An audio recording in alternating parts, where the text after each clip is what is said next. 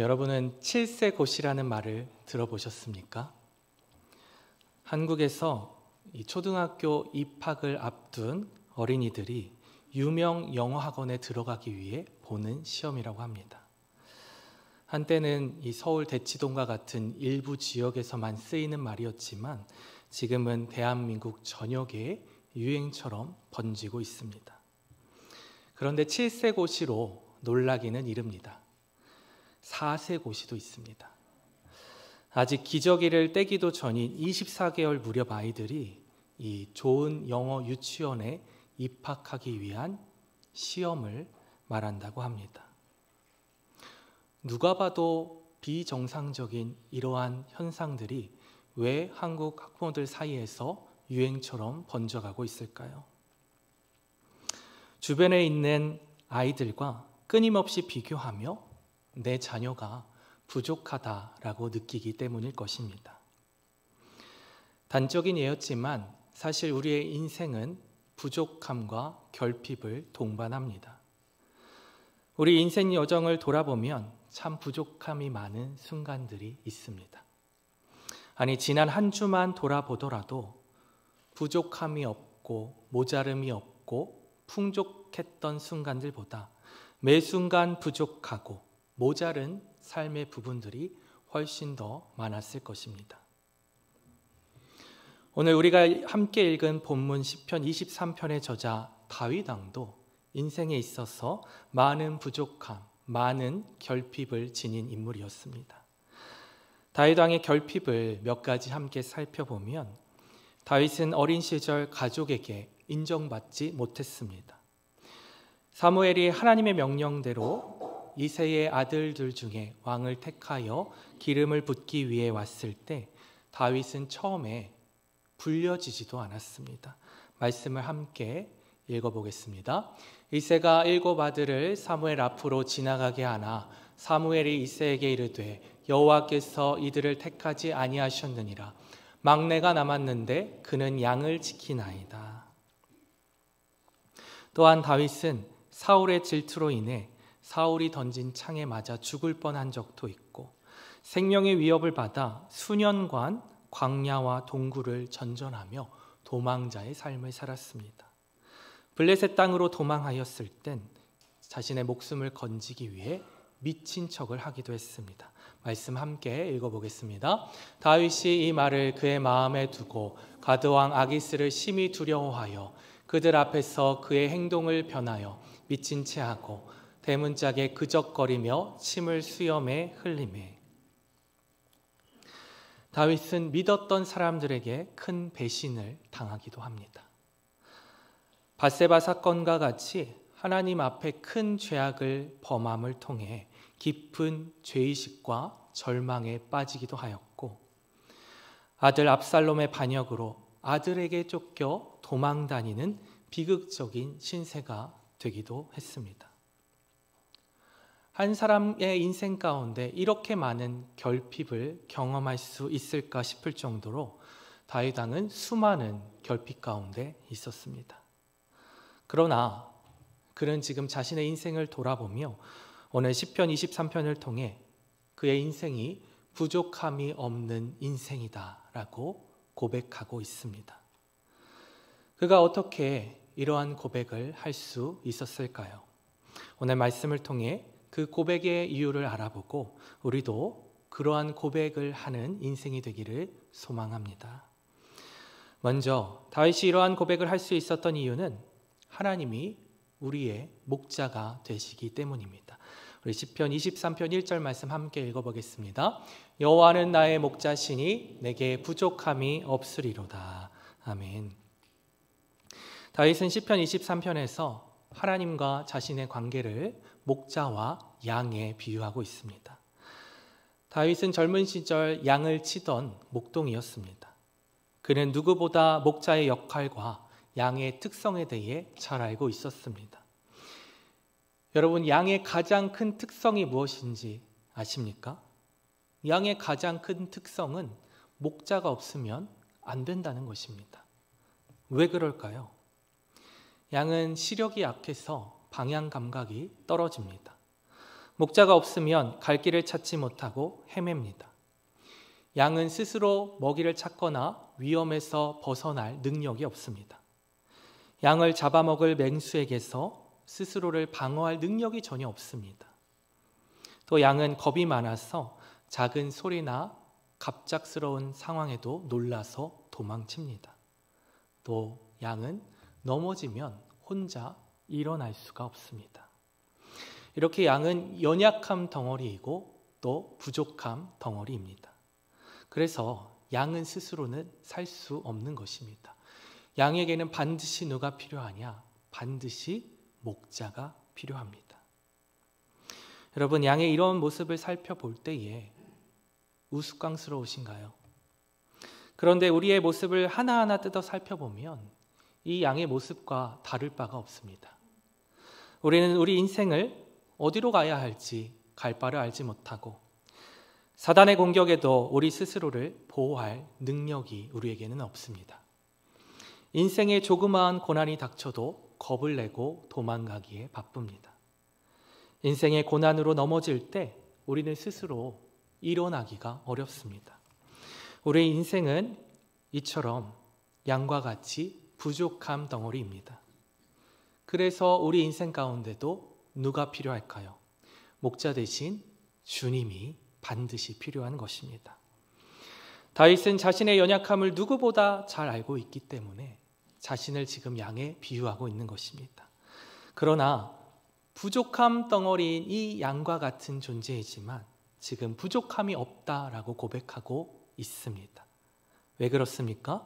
여호와 하나님께서 나의 목자가 되어주시고 나와 함께 하고 계시기 때문에. 그렇다면 목자 되신 하나님이 우리와 함께 하시는 것이 과연 어떤 의미를 가지기에 부족함이 없다고 우리가 고백할 수 있을까요? 첫 번째는 목자 되신 하나님이 우리를 푸른 초장과 쉴만한 물가로 인도하시기 때문입니다. 시편 23편 2절 3절 말씀 다시 읽어보겠습니다. 그가 나를 푸른 풀밭에 누이시며 쉴만한 물가로 인도하시는도다. 내 영혼을 소생시키시고 자기 이름을 위하여 의의 길로 인도하시는도다. 아멘. 앞서 살펴본 양의 특성에서 양은 스스로 먹이를 찾을 수 없다고 말씀드렸습니다.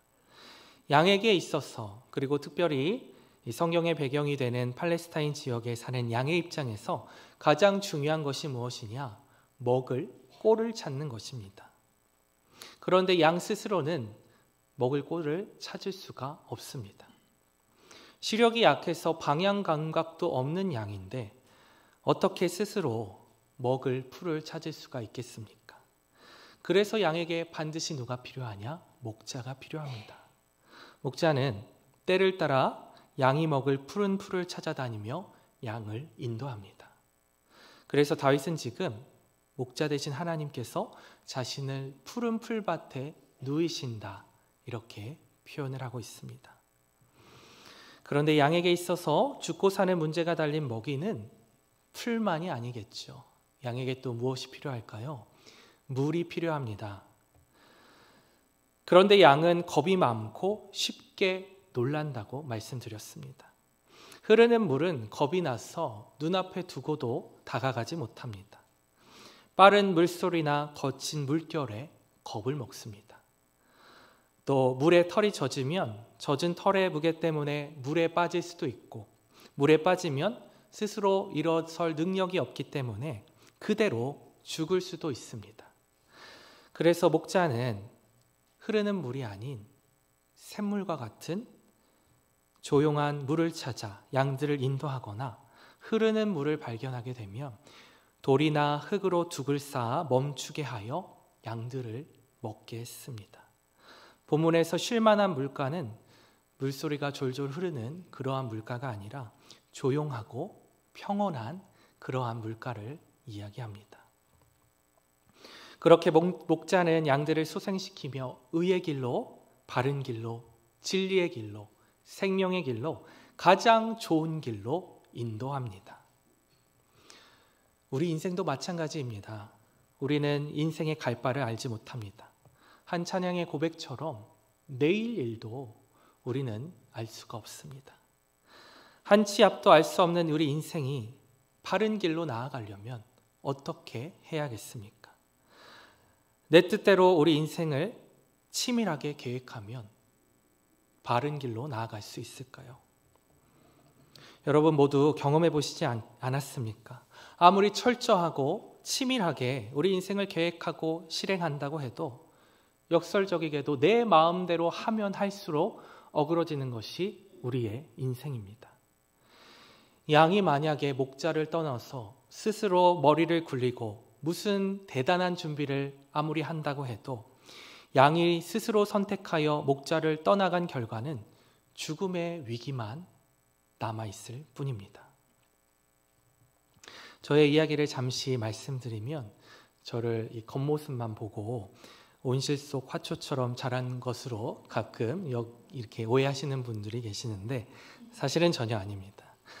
저는 개척교회 목회자의 자녀로 자라면서 집이라는 안정된 공간을 성인이 되기까지 가져본 적이 별로 없었습니다.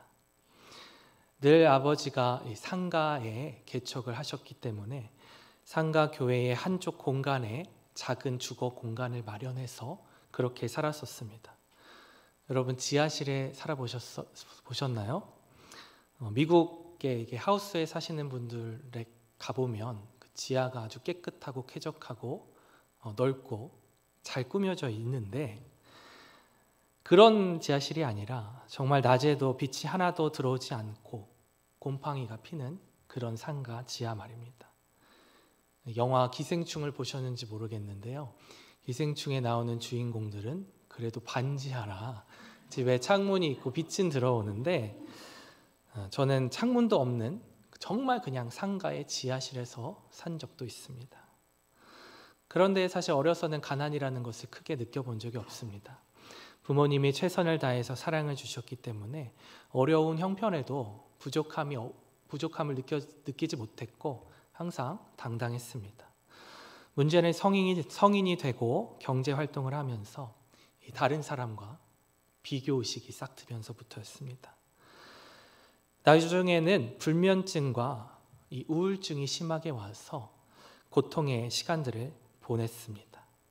그때 가장 저를 크게 실망시킨 것이 무엇이냐? 어려운 환경 가운데서도 제 나름대로 살아보려고 여러 가지 일들을 계획했는데 계획하는 일들마다 계획하는 일들 족족 다 하나님께서 막으시는 것입니다. 사실 말씀을 나눈 바처럼 우리 인생을 인도하시는 분이 하나님이시고 우리는 그것을 신뢰함으로 따라가기만 하면 되는데 내 뜻대로 하려다가 안 되니까 저 지하 깊은 곳까지 마음이 바닥을 치게 된 것이죠. 이후에 하나님이 저를 만져주시고 치유하셔서 그때의 경험들이 같은 마음의 어려움을 겪고 있는 분들에게 공감과 위로를 줄 수 있는 목회적 자산으로 저에게 남겨주셨습니다. 너무 감사한 것은 같은 경험이 있는 것만으로도 성도님들이 많은 위로를 받으시더라고요.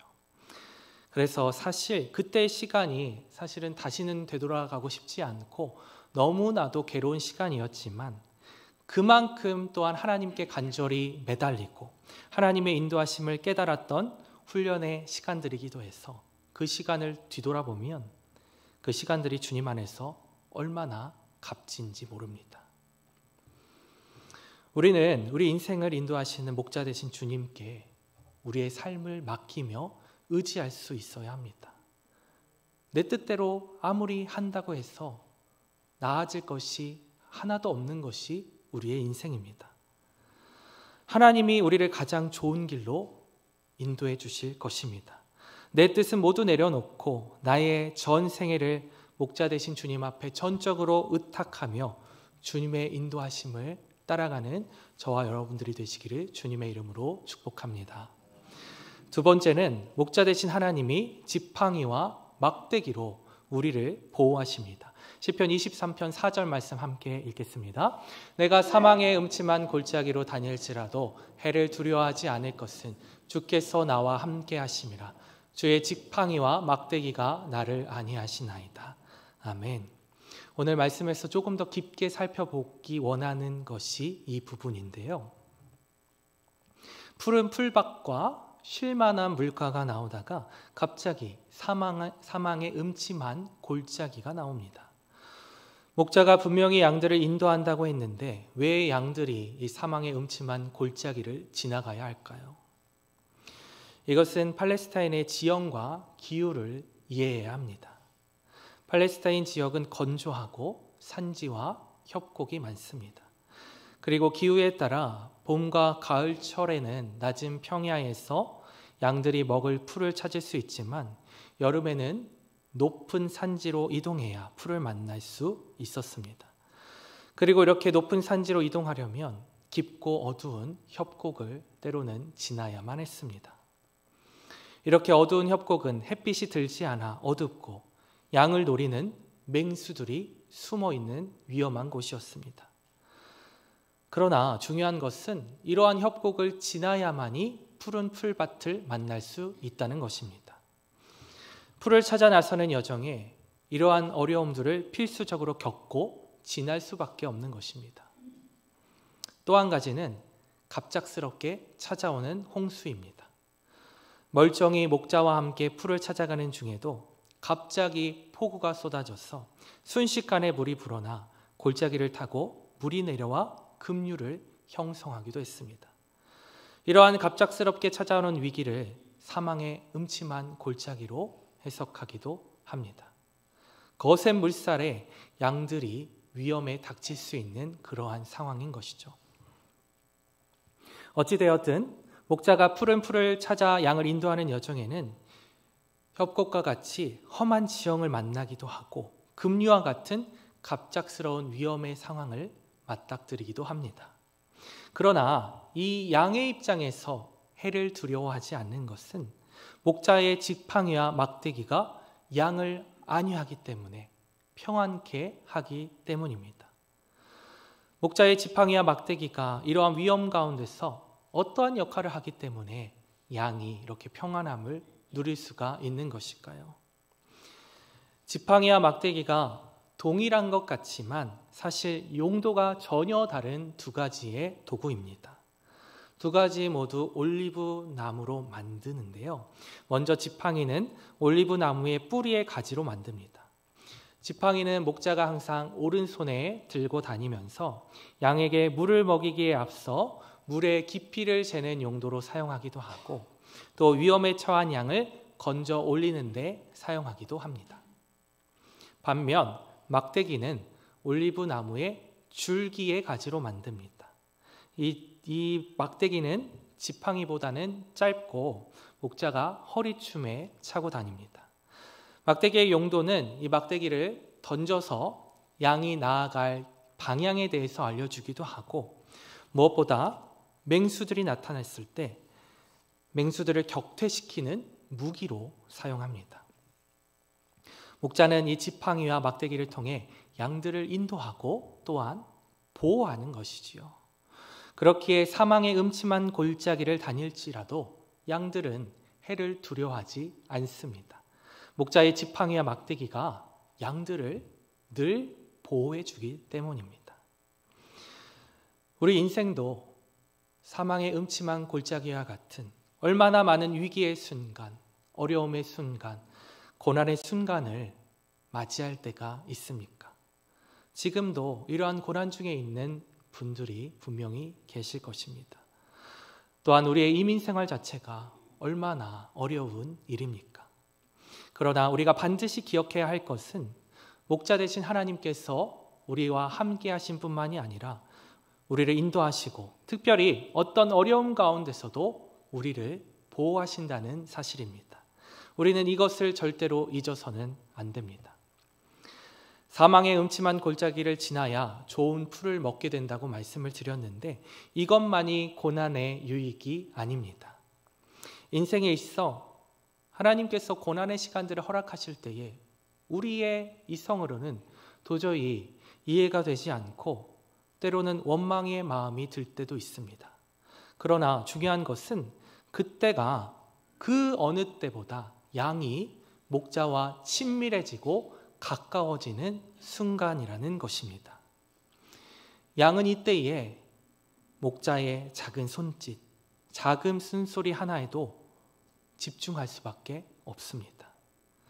그렇게 하나님은 고난을 통해 우리를 빚어가시고 하나님을 더 의지하는 믿음으로 우리를 이끌어 가시는 것입니다. 성경의 인물들을 한번 생각해 보십시오. 오늘 시편 23편의 저자 다윗뿐만이 아닙니다. 성령 인물들 중에 고난이 없던 인물은 단 한 명도 없습니다. 모두 고난 중에 훈련을 받아 하나님만을 믿음으로 고백하게 됩니다. 아브라함을 한번 생각해 보십시오. 아브라함을 우리가 믿음의 조상이다 이렇게 알고 있지만 그가 처음부터 하나님을 향한 믿음의 깊이가 깊었던 것은 아닙니다. 바로에게 아내를 누이라 말하는 거짓말쟁이의 모습이 아브라함의 본 모습입니다. 그런데 하나님은 아이를 갖지 못하는 불임이라는 고난을 통해 그를 훈련시키시고 나중에는 100살에 낳은 귀하디 귀한 아들 이삭을 하나님께 아낌없이 바치는 믿음, 하나님만 전적으로 신뢰하는 그 믿음에 이르기까지 아브라함을 이끌고 가십니다. 저의 인생에 있어서도 앞선 마음의 어려움을 겪었던 고난의 때와 함께 또 다른 고난의 때가 있었는데요. 그것은 육신의 아픔을 겪은 일입니다. 하나님의 인도하심을 신뢰한다고 하면서도 여전히 제 안에는 돌다리도 두들겨 보고 재고, 따지고, 비교해 보고, 의심해 보는 그러한 마음이 여전히 있었습니다. 그래서 많은 사랑과 인정을 받았던 사역지를 뒤로 하고 한 달을 넘게 고민한 끝에 사역지를 지원하고 옮기게 되었습니다. 그 옮겨가는 사역지를 정말 많이 조사하고 재고, 따지고, 알아보고 했습니다. 그런데 아무리 그렇게 한다고 한들 우리 인생을 하나님께서 어떻게 인도하실지 우리 자신도 모르는 것이 우리 인생인 것입니다. 다시 한번 제 모든 계획을 하나님이 깨시는데 이번엔 제가 사역 중에 크게 다쳐서 사역을 멈춰야 하는 상황으로 하나님께서 이끌어 가셨습니다. 그때는 정말 괴로웠습니다. 이 육신이 아프면 마음도 연약해지는 것이 우리 삶이더라고요. 열심히 한다고 했는데 왜 결과가 이러한지 하나님을 원망하기도 했습니다. 그러던 중에 한 번은 시술을 받다가 호흡곤란이 온 적이 있습니다. 앞서 여러 번 받았던 시술이기 때문에 혼자 병원에 가서 시술을 받고 내려오는데 이 숨이 쉬어지지를 않는 것입니다. 아무리 호흡을 스스로 해보려고 해도 호흡이 되지를 않습니다. 산소 호흡기를 가져다 끼고 겨우 호흡을 되찾았는데요. 이 별이 보인다고 그러죠. 정말 앞이 캄캄하고 핑 도는 그런 순간을 인생에 있어서 처음 경험해 본 것 같습니다. 그런데 그때 정말 크게 깨달은 것이 있습니다. 아, 정말 이 호흡마저도 주님의 것이구나. 살아 숨쉬는 것만으로도 내가 하나님께 감사해야겠구나. 하나님이 보호해 주시지 않으면 단 한순간도 살아갈 수 없는 것이 우리의 인생이구나. 물론 진작부터 머리로는 알았죠. 그런데 이 체험을 통하여서 정말 가슴으로 깊이 깨닫고 하나님께 감사의 고백을 올려드릴 수밖에 없었던 그런 시간이었습니다. 그렇게 시간이 흘러 한국에서 미국까지 와서 여러분 앞에 이렇게 서서 지금 말씀을 전하고 있습니다. 저는 6개월 전에 작년 10월에 시카고 한인교회에 부임하며 미국에 오게 되었습니다. 이번에 사역지를 선택하면서는 고민을 별로 하지 않았습니다. 하나님이 주신 감동대로 바로 지원했습니다. 많은 분들이 묻습니다. 우리 교회에 아는 사람이 있냐? 시카고에 아는 사람이 있냐? 대체 누구를 알아서 여기까지 오게 됐냐? 근데 정말로 아무도 아는 사람이 없습니다. 우리 담임 목사님과도 아무런 관계가 없습니다. 오직 하나님의 인도하심만 바라보고 하나님만 바라보고 이 자리에 왔습니다. 이제는 정말 하나님의 함께하심과 인도하심과 보호하심을 신뢰하며 하나님만 바라보며 나아가기를 매 순간 기도하며 간구하며 살아가고 있습니다. 지금 내 힘으로 감당할 수 없는 고난 가운데 계신 분이 있으십니까? 건강의 문제로, 또 경제적인 문제로, 자녀의 문제로, 관계의 문제로 어려움 가운데 계신 분이 계십니까? 하나님은 어려움 중에도 우리를 홀로 버려두지 아니하시고 우리와 함께 하시고 우리를 인도하시고 우리를 보호하시는 분이심을 기억하시기 바랍니다. 고난 가운데 있는 그때가 하나님을 가장 신뢰하기 원하시는 그 순간이며 하나님만 의지케 하시는 순간임을 기억하시며 더 하나님을 의지하시기를 바랍니다. 하나님이 함께 하시기에 부족함이 없음을 고백하기 원하시는 순간임을 기억하며 그렇게 한번 고백해 보십시오.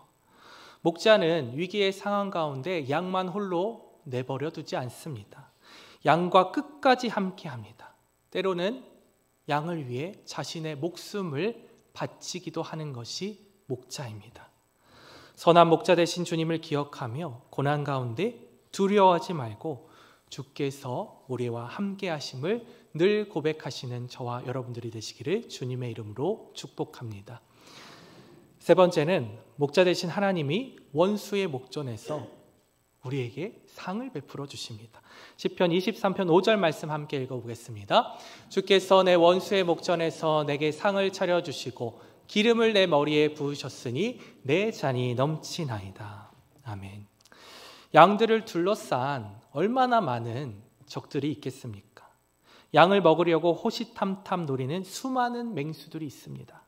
그러나 목자가 양을 지키기에 양들은 적들이 양을 보는 앞에서도 푸른 풀을 먹을 수 있습니다. 원수의 목전에서 상을 베풀어 주시는 것입니다.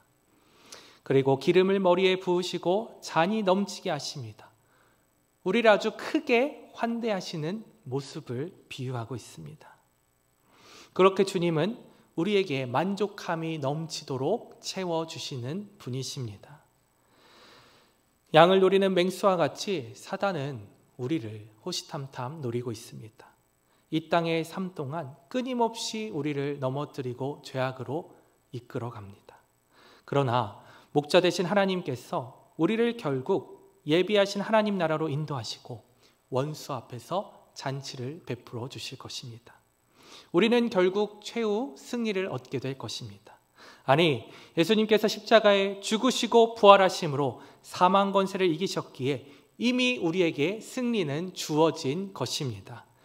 구원의 은혜를 입고 선한 목자 되신 주님과 동행하는 우리 인생은 승리할 수밖에 없는 인생임을 고백합니다.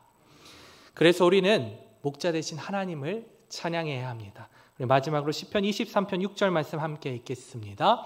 내 평생의 선하심과 인자하심이 반드시 나를 따르리니 내가 여호와의 집에 영원히 살리로다. 아멘. 현실의 부족함 속에서도 선한 목자 되신 하나님으로 인해 부족함 없는 것이 우리의 인생이 됨을 오늘 말씀을 통해 함께 깨달았습니다. 그러면 부족함 없는 우리 인생은 하나님 앞에서 어떠한 삶을 살아가야 하느냐? 하나님을 찬양하는 삶을 살아야 합니다. 다윗은 오늘 시의 마지막 부분에서 평생의 하나님의 선하심과 인자하심이 그에게 함께할 것임을 확신하며 하나님 안에 영원히 살 것을 결단하고 고백하고 있습니다. 그리고 오늘 시편 23편 전체의 고백이 하나님을 향한 다윗의 무엇입니까? 찬양입니다. 우리가 목자 되신 하나님의 함께하심과 인도하심과 보호하심을 신뢰할 때에 인생의 어떠한 순간에도 그 상황과 형편에 상관없이 하나님으로 인해 부족함 없음을 고백하며 또한 하나님 나라를 소망하며 하나님께 감사와 찬양의 고백을 올려드릴 수밖에 없는 것입니다. 말씀을 맺겠습니다. 인생에 있어 여러분 부족함이 많다고 생각하고 계십니까? 그런데 여러분 곰곰이 한번 생각해 보십시오. 우리의 인생의 부족함은 인간의 어떤 노력으로도 그 어떤 것으로도 절대 채워질 수 없습니다.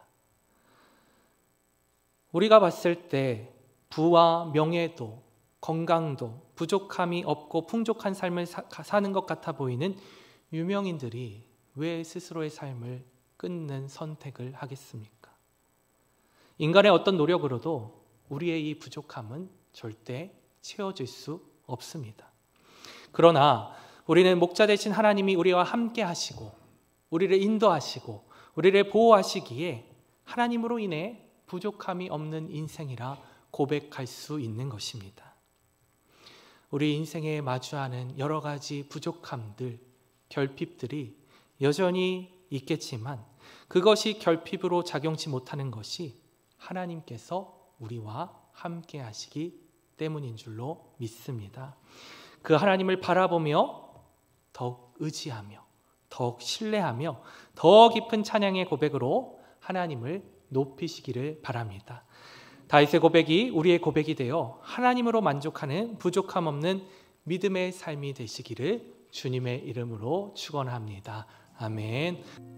지금은 우리 주 예수 그리스도의 은혜와 하나님 아버지의 무한하신 사랑하심과 성령님의 내주교통 위로 충만하심이 하나님이 나의 목자 되셔서 나에게 부족함이 없음을 믿음으로 고백하며 나아가기를 소망하고 다짐하는 이 자리에 고개 숙인 모든 성도들 머리 위에 이제부터 영원까지 함께 있을지어다.